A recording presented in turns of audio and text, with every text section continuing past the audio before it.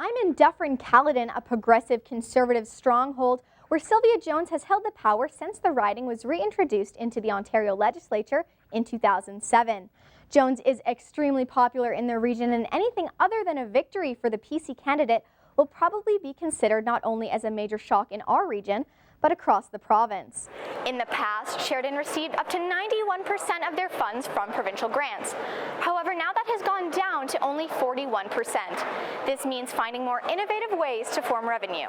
You've got a great show on Cableton Live for you tonight. Our hot topic of discussion is the controversial flyer that released last week, and we're going to talk about racism, diversity, and immigration. As you can see behind me, they're setting up for the Amicon Rotary Ribfest that will be starting tomorrow and going on until Sunday. Let's head into today's news now. Ontario's opposition parties announced you volunteer with the medical first response team, and this is where the most volunteers are and where they dedicate the most amount of hours. So why is this the most involved program in our community? Looking into next week, we're still going to be stuck with these below seasonal temperatures, and while forecasts beyond just a few days are pretty hard to predict with accuracy, Environment Canada's monthly.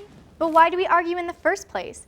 It probably has a lot to do with how differently we all view relationships. Here are a few examples in He Said, She Said. Let's take a look. So we want to look a bit more at the Halloween treats. Yes. So let's take a look at some less healthy things. I can tell you this was a lot of fun, and I'm sweating. I kind of quit halfway through because it was pretty tough. You don't need to show the camera that. You're good. Oh well. I'll come back and I'll try harder next time. The Montreal Canadiens and hometown Toronto Maple Leafs renewed their long-standing rivalry at 7 p.m.